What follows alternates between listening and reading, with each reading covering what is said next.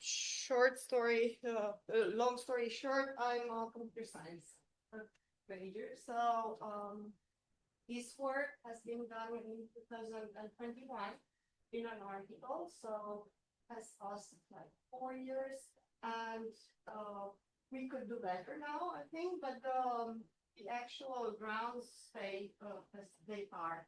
So the paper is about automatic detection and classification of mental illnesses from general social media text, and I explain in a second what general means, because that's a word that can be ambiguous. So first of all, I will just introduce the work, the research question, and the motivation. Then I present the data, the methodology. I talk about the results and some error analysis interpretation, and I will finally conclude. So the motivation, we are here, everybody's here is talking about mental disorders. And obviously, what we're trying to do is to improve or prevent or do something about that, because their mental health problems are so widespread and underdiagnosed. And I have here some estimates that said that approximately 10% of the world's population is living with a mental illness, which is huge, 10%. So 1 in 10, we are like 10 people, one of us has something statistically, so it's a lot. One of the most problematic mental health problems is depression. This is probably the most common one.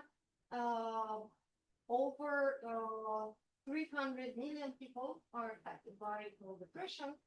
And at its worst, the illness can lead to suicide, and it is the second highest cause of death for youngsters. And so this is really serious, and we have to do something about it. I mean, this preventive or screen, we're talking about early detection. So what we try to do in this study is to use data, because there are a lot of data from social media, not a very high quality data, because we don't have labels. It's hard to deal with problems like ethical concerns and stuff like that, but the data is there and we can try to do the best of it. Using automatic natural language processing methods to detect mental disorders, because they can complement traditional diagnosis. So the research questions we are trying to deal with here are, first of all, is it possible to detect and classify mental illnesses from general text? General text in this context means text in which we don't specifically address mental disorders. So people talking of everything, not mentioning their mental health problems. The second one is if we can classify these mental disorders only by looking at posts, as opposed to looking at users. So smaller quantities of data, smaller examples. Usually people look at what a user says. So all the posts, so bigger quantity of data per user. But this often is not enough, because we can have users that only post very sparse or a few posts, or they change the username. So it would be nice if we can detect some mental illness or label some mental illness by only by looking at one post, and not at all the posts that some person, some user has posted. And the third research question is that, are some illnesses more difficult to automatically classify than others? Because we are going to look at 9 different illnesses, right? So we want to see if some of them are easy to detect as opposed to others which are more difficult to detect. And finally, what linguistic cues and imitation affect the automatic classification results?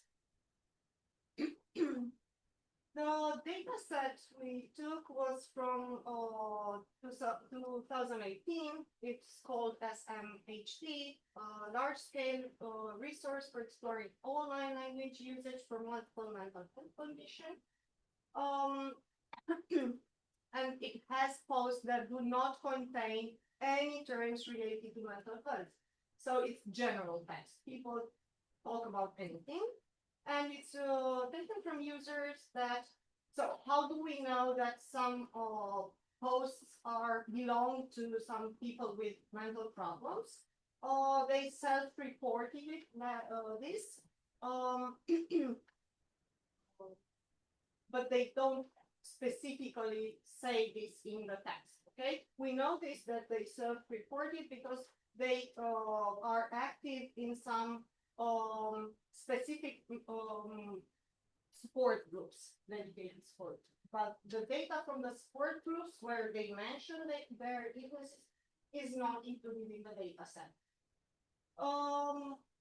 The control group it's selecting from users that have no post in the support groups, so they presumably have no mental problems. And they had at least 50 posts on the social media Reddit. This condition with this 50 posts was imposed because the original data set was meant to study, to classify the mental illnesses by looking at users and not at only posts. So we are not going to use that. So what the data set contains, it contains like 9 disorders, so 9 groups of users. 6 of them are considered by the American Psychiatric Association like top-level disorders, like schizophrenia, bipolar disorder, depression, anxiety, OCD, eating disorders. And 3 of them are considered lower-level conditions, like PTSD, post-traumatic stress disorder, which is classified under trauma and stress-related disorders, so triggered by external factors. And autism spectrum disorders and ADHD classified under neurodevelopmental disorders. So we have like 9 categories plus 1 the control group. So in all we have 10 labels. And we used about 50,000 posts randomly selected from the bigger data set.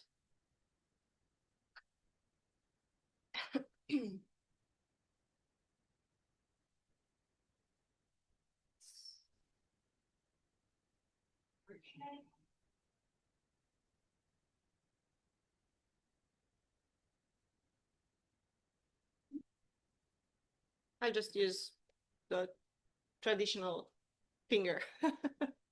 Okay.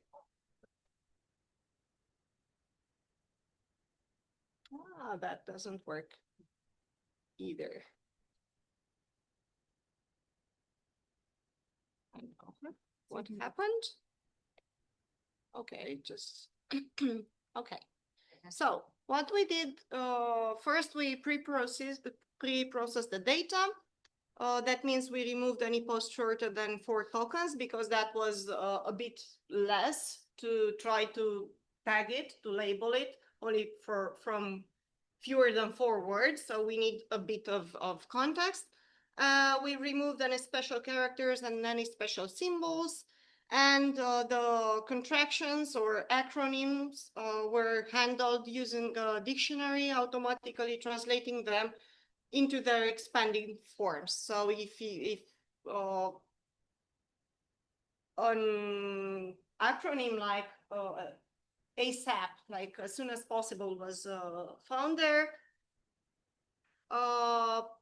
We just translated into its expanded form.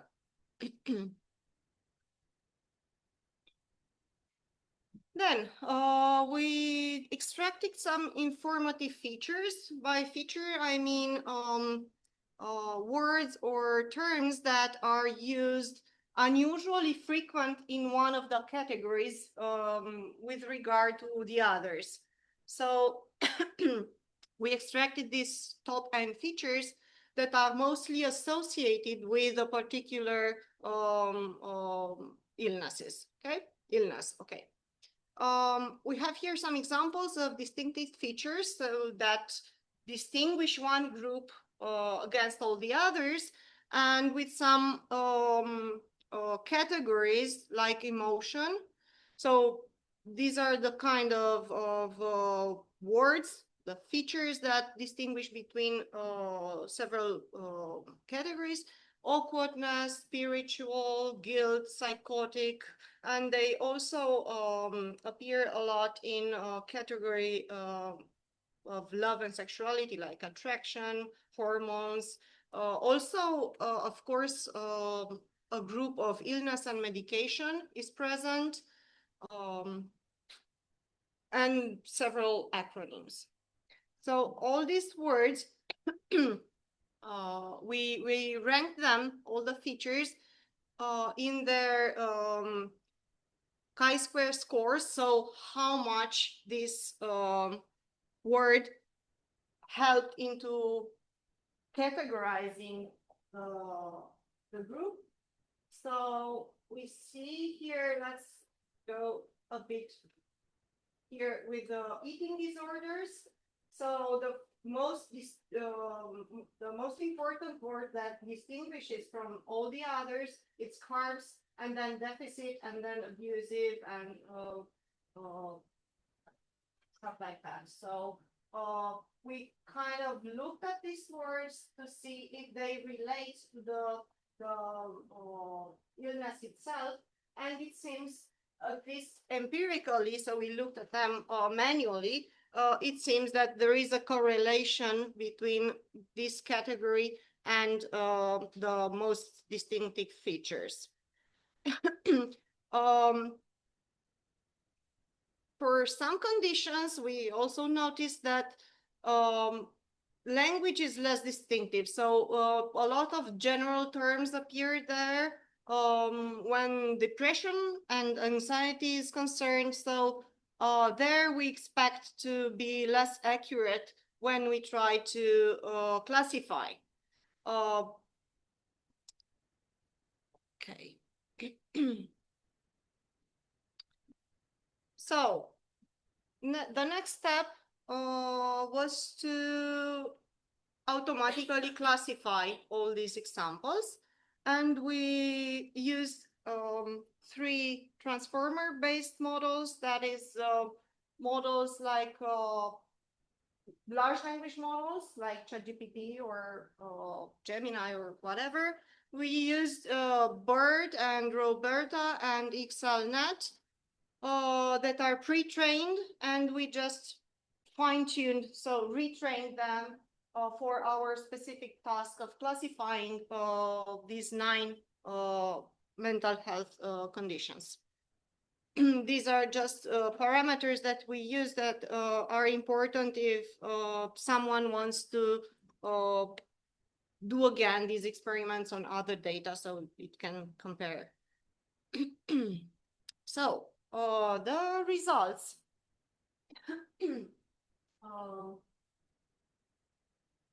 lie somewhere in between 70% and 81% accuracy, or F1 scores. Okay, it's a measure of how good the classifier classifies that group. So for every group, like depression, schizophrenia, OCD, eating disorder, and so on, so all the 9 groups are listed here. We have somewhere in between 70 and 91%. Now, to answer our research question if some diseases are easier or more difficult to automatically classify, we can look at these numbers and see that in bold here we have eating disorders. These have obtained the highest scores, so they are the most easy to detect. So the highest one is 81, so with the bird model, but also the other two models gave a very good score, like 0, 79 and 78. So this is by far the easiest disorder that you can automatically classify, as opposed to the most difficult to classify. So the worst results we obtained for surprise, depression, and anxiety. So both of them are kind of general. They people that suffer from it use general terms. It's not something very specific that you can have good discriminant features like words to guide you to separate them from all the other classes. Okay, so the answer is yes. It is more difficult to automatically classify depression and anxiety than eating disorders, for instance. And why is that?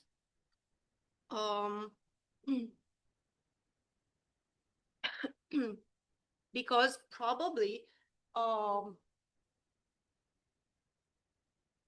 eating disorders, as we have seen in feature extraction, have very specific terms that occur in the post, like carbs and diet or whatever, as opposed to depression and anxiety, which don't have so good so good feature to distinguish between it and everybody else. So these results improved a lot previous research. So the first research, the first type of research was in 2019, where we took the data from. They Cohen and collaborators tried to classify automatically the same group of diseases, but they only obtained about the best F1 score was about 0.57, so a bit better than flipping a coin, so not very good. Okay. And then in 2020, Jiang et al. Collaborators obtained better results that we can see here. So this is Cohen with really 40 something, 50 something, so not very good.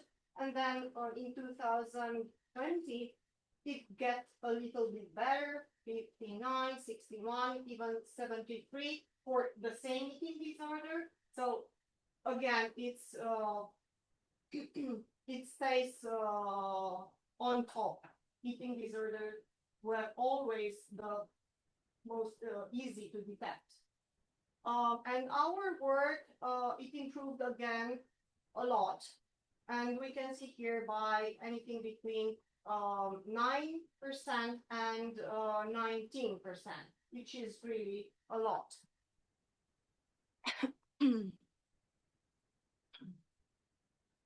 Also, from the three models, the bird model was the best one. Not for every disease. It classified like 6 diseases with the best F1 score. So schizophrenia, OCD, eating disorder, autism, and anxiety.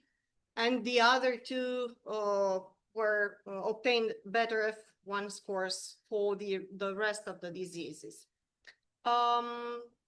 The best classified disorder, and I say by far, was the eating disorder. and depression and anxiety were the worst classified.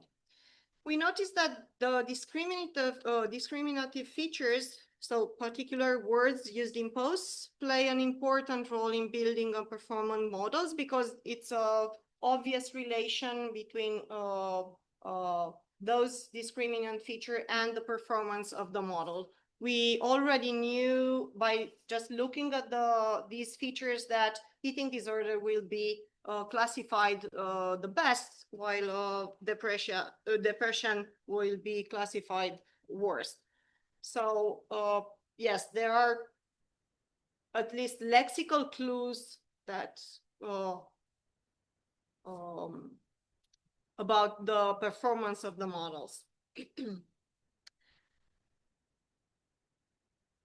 In the end, we kind of looked manually at the misclassified examples to do an error analysis to see exactly why some examples were misclassified. So if we had like a post that was labeled with depression, why was that misclassified as, I don't know, PTSD? Okay, so we had to look into those kind of things manually, and we observed that post containing sarcasm, post containing ambiguous self-reference and metaphors caused misclassification. So it was the language and the complexity of language that has been used that caused the misclassification. Also, as expected, shorter texts were much more difficult to classify. So if you have longer text, it's easier, you have more linguistic clues to classify correctly. So that was to be expected. And finally, we saw that some disorders have overlapping lexical patterns. So distinctive features that appear in both categories. And that's not helpful for the model because it's cause for confusion.